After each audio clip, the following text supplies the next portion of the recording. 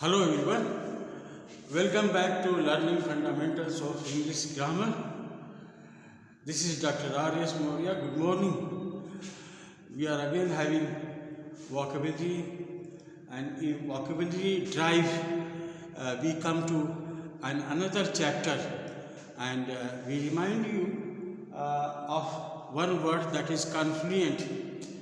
A few lectures back I just defined this confluent.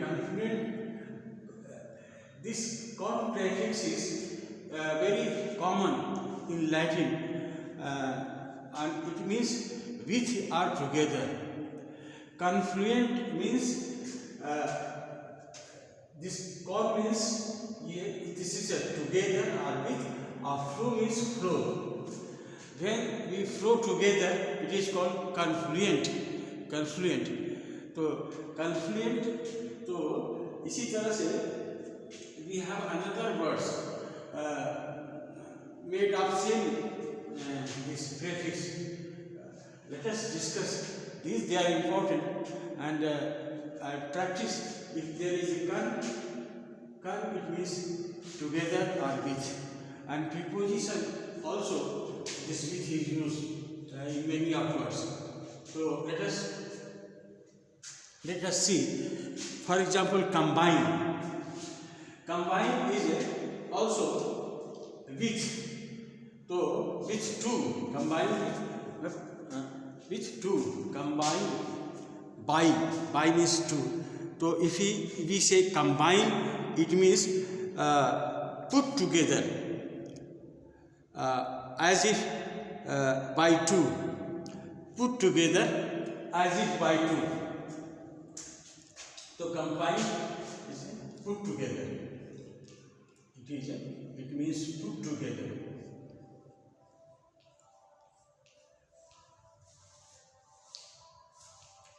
Combined classes. Combined classes means classes in which boys and girls are put together to sit in one class. That is called combined classes.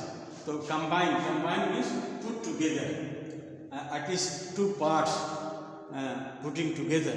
So combine, very common, but you understand the exact meaning. What does it say? Put two together. So this is combine. And commingle.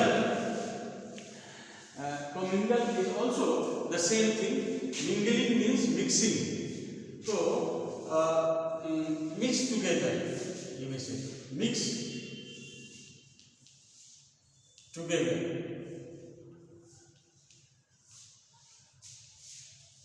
You can mix salt and some other thing together.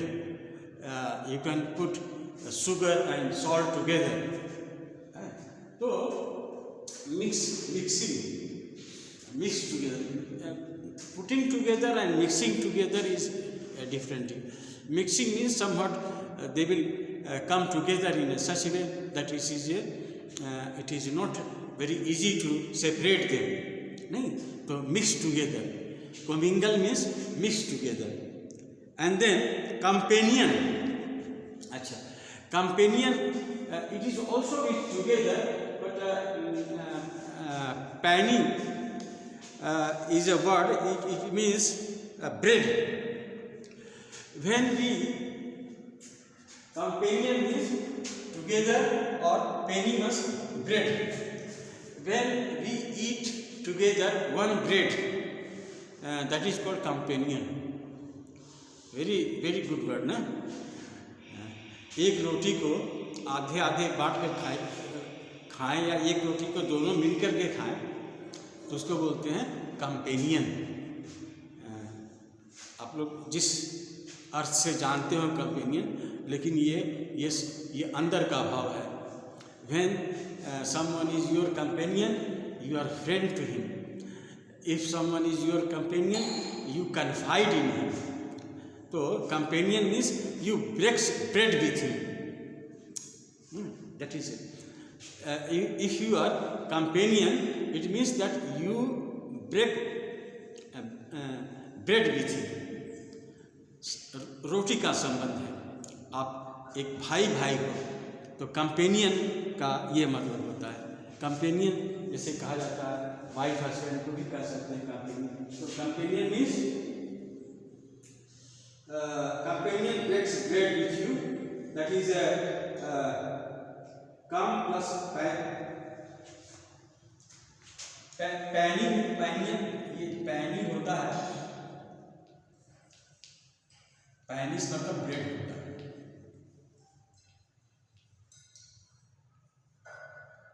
When we eat bread together, that is companion. A companion is one who breaks bread. जो companion मतलब होता है बहुत नज़दीक का संबंध। और उसके बाद है कलेक्ट। तो कलेक्ट का मतलब होता है गेदर टुगेदर। कलेक्ट मतलब होता है गेदर टुगेदर।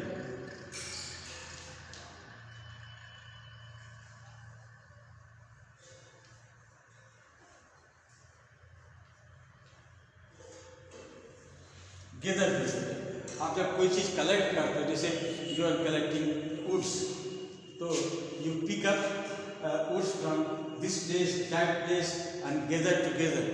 तो that is called to collect woods, to collect firewoods, right ना, आग जलाने का। तो collect firewoods मतलब collecting from taking from different places and collecting together for one purpose। तो उसको कहते हैं collect। से collect the students are here and there, and monitor goes and collect the students and bring them to the classroom। तो उसको बोलते हैं collect मतलब gather together, एक जगह जमा कर। अच्छा, अब ये है co-relate। को मतलब होता है together, और relate मतलब होता है जोड़ना। तो एक लिए जोड़ने को co-relate कहते हैं। कोरिलेट का मतलब होता है एक लिए जोड़ना, कोरिलेट। तो इसको कैसे लिखेंगे? कोरिलेट का मतलब होता है रिलेट वन विथ अदर। तो रिलेट वन विथ अदर,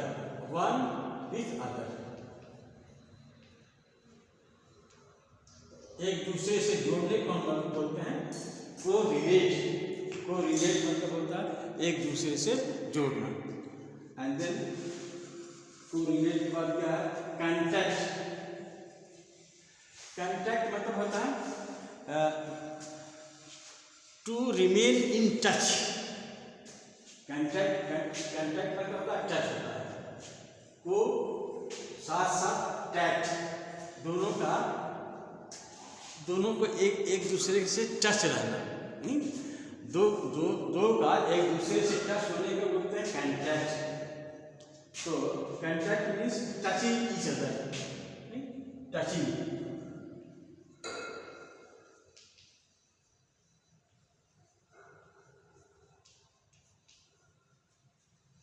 जैसे जो मीनिंग मैं दे रहा हूँ वो मीनिंग बहुत ही यूजफुल है, बिकॉज अंग्रेजी का शब्द है कई कॉन्टेक्स्ट में यूज होता है। वही शब्द एक जगह यूज हुआ, उसका दूसरा मीनिंग निकल रहा है, वही शब्द वहाँ यूज हुआ है, उसका दूसरा मीनिंग निकल रहा है। तो इसलिए ये जो है ये बिल्कुल डीप मीनिंग है, आप इसको कहीं भी फिट कर सकते हो। जैसे कंटैक्ट मतलब होता है टचिंग ईच अदर, किसी से कंटैक्ट करना, संपर्क करना। संपर्क में क्या आता है? टच करना आता है, संपर्क में टच करना आता है, एक दूसरे को जानना, एक दूसरे के नज़दीक रहना ना, प्रॉक्सिमिटी जिसको कहते हैं। कंटैक्ट प्रॉक्सिमिटी बतलाता है, नज़दीकी बतलाता है। और कोविगल का मतलब होता है, को मतलब साथ, को मतलब होता है साथ या टुगेदर होता है साथ। और रियल मतलब होता है उस समय में वो व्यक्ति आपके साथ था, इतिहास में जब वो आदमी था तो दूसरा आदमी भी रह रहा था, नहीं बता। इसको कहते हैं हिंदी में समकालीन।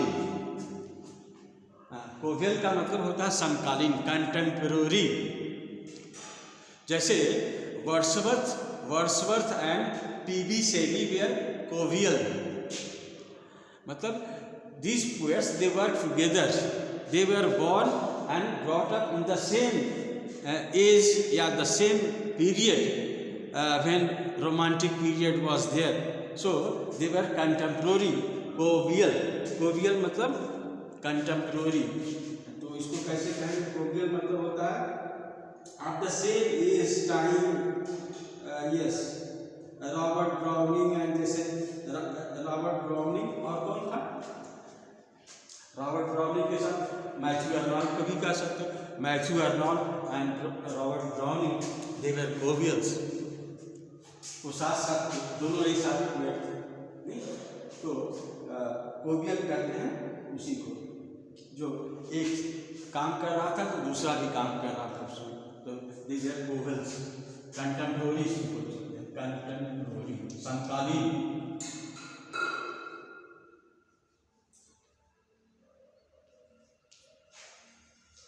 अच्छा, कोहर, ये सब है, इसी से बना कोहरेंस, नहीं कोहर कोहरेंस, जुड़ा हुआ, एक दूसरे से जुड़ा हुआ।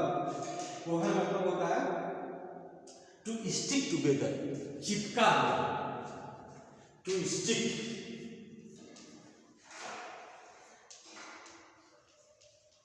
टुगेदर, एक साथ चिपका हुआ। तो चिपकना मतलब कि एक साथ वो दूसरे से अलग नहीं है। कोहेरेंस मतलब होता है there is coherence in the essence, there is coherence in the essence का मतलब होता है the ideas, there are many ideas in essay but they are joint into one, तो देयर इज कोहेरेंस, तो इसको बोलते हैं कोहेरेंस। तो coherence, stick. And then context, ये एक वर्ड है कॉनकोर्ड। हाँ, ये कॉनकोर्ड का मतलब होता है ये कुक का मतलब होता है एक साथ जो कुक हो, जो एक साथ कुक हो, उसको बोलते हैं कॉनकोर्ड। जो एक साथ जैसे राइस और पल्स दोनों को एक साथ चलाया जाता है ना, तो दोनों को एक साथ बॉयल किया जाता है और खिचड़ी, तो उसको कॉनकोर्ड बोलेंगे। Concord, putting together, cooking together, yes right word is cooking together. तो इंग्रेडिएंट्स, जैसे रेसिपी होती है उसमें कितने 4-5 चीज़ होते हैं, तो उसको सबको साथ में मिला करके ये put on stove and cook together, तो ये कुकिंग टुगेदर हुआ। और एक है को-वर्कर्स मतलब सहकर्मी, को-वर्कर्स को कहते हैं सहकर्मी। को मतलब होता है साथ साथ काम करने वाले, ये भी टुगेदर को ही दर्शाता है, साथ साथ काम करते हैं। जैसे किसी फैक्ट्री में हमारे फादर काम कर रहे हैं, उसके फादर भी काम कर रहे हैं, तो दीवर को-वर्कर्स। और एक ही डिपार्टमेंट में काम कर रहे हैं तो भी को-वर्कर्स हुए, नहीं को-वर्कर्स, साथ साथ काम करना। तो guys, these were the some words. I think you know the meaning you might have been knowing, but the way I taught you is different.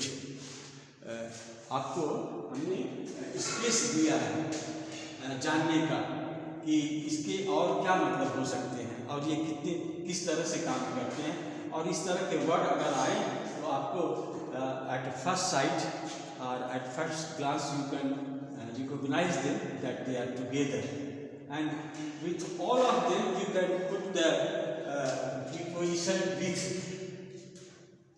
जैसे commingle with, companion with, combine with, correlate with, तो इसमें सबके साथ with का प्रयोग होता है। ठीक, तो this is all for today.